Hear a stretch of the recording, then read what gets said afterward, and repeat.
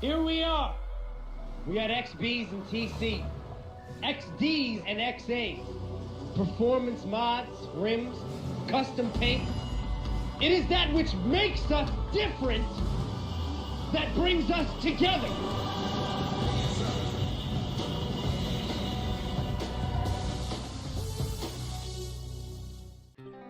Many will argue that even though older people can afford more expensive and loaded vehicles, it's the youth of an era that defines the contemporary car scene. With typically limited income, the youth throughout generations will go out and buy a reasonably affordable, but more importantly, hip and cool looking new vehicle. We saw this in the 60s with the original Mustang and Volkswagen Beetle at the time being great representatives of youthful vigor. Also in the 60s, we saw the Big Three unapologetically sell hop-up muscle cars with wild colors and powerful V8 engines to the youth. Jump forward several decades and we see that hot hatches such as the Focus ST and Civic Si pretty much picked up where the old muscle cars left off, with the manufacturers of these cars touting them as performance vehicles that any kid could afford. The youth throughout generations gave several types of cars, such as the old Beetle and the classic muscle cars, their identity, and as a whole the car industry has benefited from youthful gusto and expression.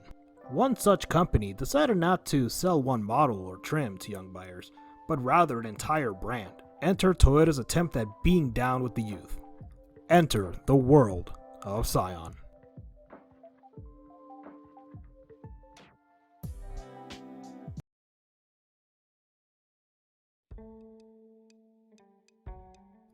To understand Scion, we will need to step out of Toyota's boardrooms and into the offices of one of its biggest rivals. A rival that at one point created a mark that will influence Scion's business structure. That will be GM's entry-level brand, Saturn. Saturn started off as an idea GM had to make highly affordable every folk vehicles, which pioneered technologies at the time such as removable body panels and innovative uses of plastic. At first, they sold essentially one model, sold as a coupe, sedan, wagon, with virtually no trim levels. Saturn's dealership network pioneered something known as haggle-free pricing, which essentially means the price you see on the sticker is the price you pay. Which was easy considering the lack of higher trim levels, ensuring that sellers won't push a higher trim you won't really need. However, GM not only sold a car, but they also wanted to sell a culture. The Saturn factory was employee owned, and the cars started to amass a hipster cult following, made up of folks who loved frugal, simple living, and loved the simplicity of their Saturns. Last summer, we invited everyone who owns a Saturn to visit Spring Hill, a Saturn homecoming. They could see where their cars were built and meet the people who built them. We could thank them for believing in us.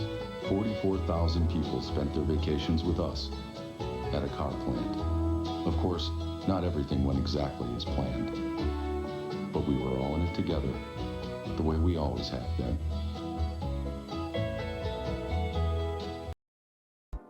Even though the brand has lost much of its original spirit, a lot of the traits we saw in Saturn will later be reused for Toyota's endeavors.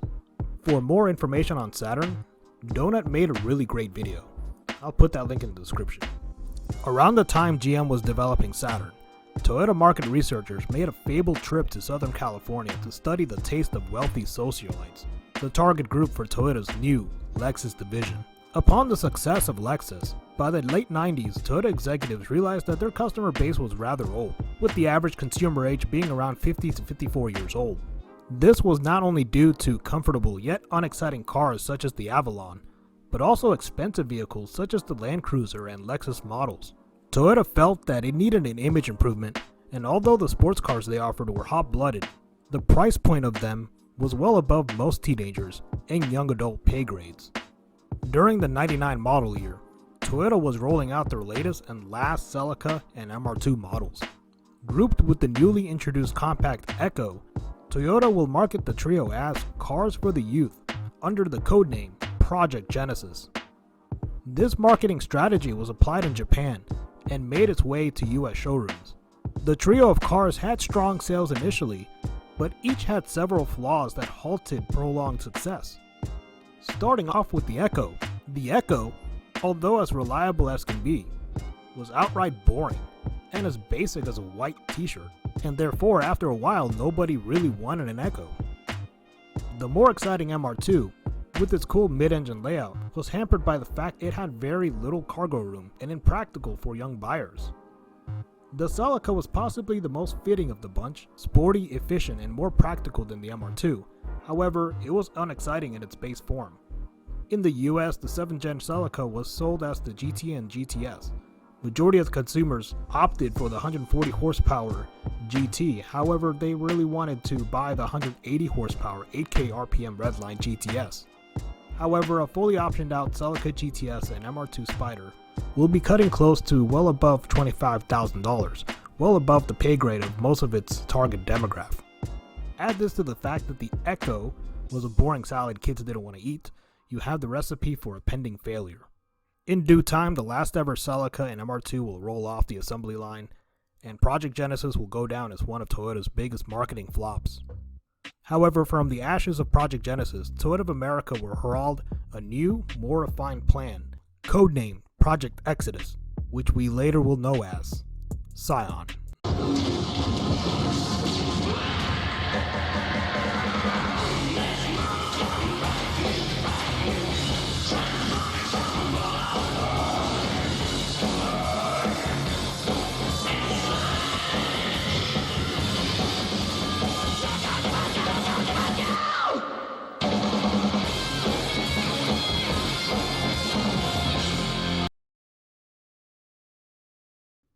Much like how Lexus came to fruition, Toyota market researchers will study trends among the young car buying public. The first issue they needed to tackle was price. Every model from the initial Scion lineup ranged from $13,000 to $16,000, which even after 2021 inflation is still well beneath $20,000. With the added benefit of no haggle pricing, much like GM Saturn Brand, meant that Scion had a highly affordable offerings that a college student with a part-time job may easily finance, and that proud parents can give their sons and daughters a brand new vehicle as a reasonable graduation gift. A second thing they noticed was that Project Genesis spent too much emphasis on sports cars, and that not every young adult wanted a sports car. Looking at this critique, the initial lineup will only consist of one sporty coupe, the TC, and two practical hatchbacks. And with that, let's dive into a quick overview of Scion's models. Starting with Scion's most successful model, the TC was a direct replacement for the outgoing Celica, filling in its niche as a front-wheel drive sports compact rivaling the likes of the Civic Si. The car was based on the Carina platform, and its 2.4-liter 2AZ FE engine was derived from the Camry. The engine's crank output was around 163 horsepower, which made it more powerful than the Celica GT but was a downgrade from the 2ZZ found in the Celica GTS. It had fantastic handling, but had paltry acceleration even with the 6-speed manual. However, this could be fixed with the factory-installed TRD supercharger that bumped power to 200 crank and will move the car's 0 to 60 into the low 6-second ranges, all covered with a warranty. Even though the TC may have been the most successful in sales, the XB is hands down the most famous of the Scion models. Sold in Japan as the Toyota BB, the car was shipped to the US to be sold under the Saturn Brand, where its distinctive boxy outline will earn it VW bug levels of instant recognizability. Affectionately called the Toaster by its owners, the car was a chic cube on wheels that became a favorite among car customizers. The third inaugural model was the cute and practical hatchback, the Scion XA. The cheapest of the bunch, it wasn't as exciting as the other two, however, it was leagues ahead of the Echo in terms of coolness. Around 2011, all three models will receive a refresh, starting with the XA being replaced by the XD. The XD had larger dimensions and a bolder look than the XA, certainly an improvement all the way around. The TC and XB were so successful they entered their second generations. However, unlike the XD, which was considered a vast improvement, the second generation TC and XB had mixed receptions. The TC gained the more powerful 180 horsepower 2.5-liter 2AR, along with bolder styling and broadened, muscle car-like shoulders. The XB became more rounded and less boxy, taking away some of its original character. Despite the bumps in power, the cars became tremendously heavier, and even though they're styled pretty decently, tons of fans find them inferior to their predecessors. But all is not lost, as the brand will be adding two new cars to the lineup. starting with the IQ, a tiny 97 horsepower city car that was capitalizing on the success of its segment, competing with the likes of the Smart 42 and Fiat 500. But more importantly, we saw the arrival of the Scion FRS, standing for front-engine rear-wheel drive sport. Staying true to the famous promise Akio Toyota made on No More Boring Cars, Toyota partnered with Subaru in order to bring a new sports car back into Toyota showrooms. Subaru sold it as the BRZ across the world, with Toyota selling the car as the new 86 in other markets, except North America, where the marketing team decided it would be a good decision to sell it under the youth-driven Scion brand. And finally, the uneventful Mazda 2-based Scion IA and the surprisingly attractive Corolla-based Scion IM made its way into Scion's last model year in 2016. Both models will eventually be rebadged as Toyotas in 2017. As an added bonus, today's Toyota CHR was actually conceived as a Scion for the North American market, debuting in 2014 as the Scion CHR concept. Had Scion stayed around, this would have made the CHR their first SUV. Sadly, this was never to be. Every Scion model had one thing in common. They were all sold with only one trim level with a haggle-free price, which the company will call Scion Pure Process. The idea was that it wouldn't be a higher trim level with preloaded features that dealers will be upselling to you, but rather accessories that the customer may mix and match to their liking. The idea was brilliant in that customers can choose the items they insisted on having, instead of having to pay an expensive premium for a higher trim level with loaded features that the customers did not ask for. Scion ensured that for once, car buying was actually, well, fun. Pure price, it's going to help uphold the front end profitability of it. You're not going to make a killing off of every car, but that person coming in, remember, that new to Toyota family, that new to the TMS brand number for Scion is still really high. Pure price philosophy is something that's core to what we do at Scion. You understand what the cost is. We embody truthfulness in this sales process. With this in mind, Scion sold a plethora of in-house accessories, including wheels, head units, subwoofers, performance upgrades from TRD, such as sway bars, springs, intakes and full exhaust, body kits, spoilers, interior trim pieces, and graphics packages. Also, on top of their in-house accessories, Scion dealerships utilize something known as the Optimize program, where dealerships are able to special order aftermarket parts from companies they partnered with, such as 5-Axis, G-Ready, and OBX. When it came to customization, the sky was the limit with these cars, and Scion encouraged it. Now, I did state that all Scion models had the benefit of only being sold as one trim level. However, every year Scion will make a one-off limited edition version of their models, with specific accessories and certain paint colors. These special models were known as the Release Series. In addition to the Release Series, Scion celebrated at least a decade to unveil 10th anniversary cars for the 2014 model year, where every model had a clean silver paint scheme and illuminated emblems. On top of promoting self-expression through car customization, Scion sought to emphasize itself as a youth brand by building its platform on independent music, artistic expression, and underground urban culture. Scion set itself from other brands in that it had an extensive viral marketing campaign. During the mid-2000s, it was not uncommon to see a Scion XB ad on MySpace, Newgrounds, or maybe even as an Adult Swim bump late at night. In a world that is bland, colorless and cold, where banality grows like a fungus or a mold, there live the boring sheeple who look just like each other. A darker force rides into town, unleashing demon brothers.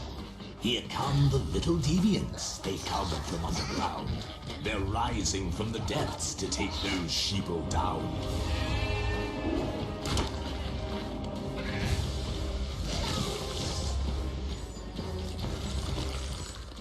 The sheeple are compliant and make for fine ingredients. For customizing anything, here come the little deviants.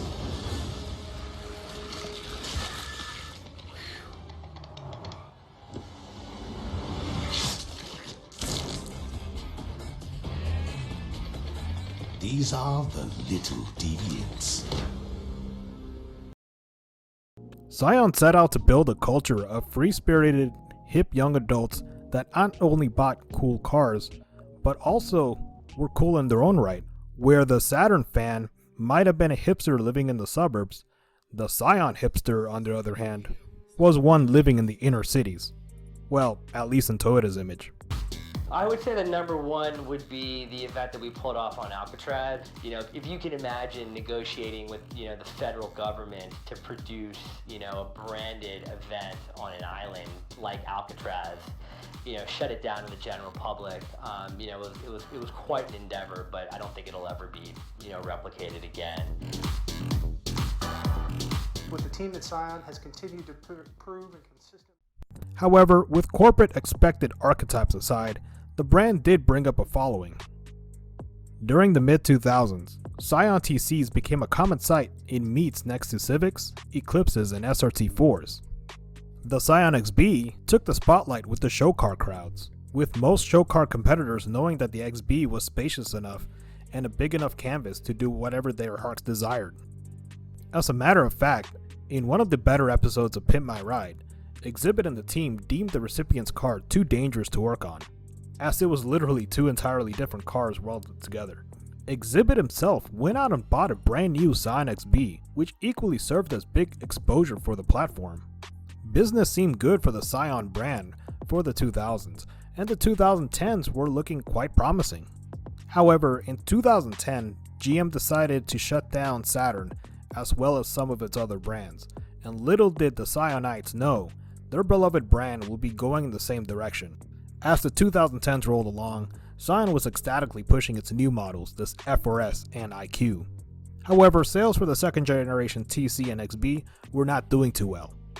The first generation of both models punched some incredible sales numbers for their best year, 2006, the XB selling 65,000 cars and TC selling 79,000. However, their second generations could not barely pass 20K in sales in some years. This is partly due to the mixed opinions of the car buying public on both cars. They looked fine and were well packaged, but not as simple or as attractive as the cars they replaced. The other glaring factor was that they were getting more expensive. The second generation TC and XB were now reaching above $20,000 for decent examples, straying away from the budget-friendly options they once were.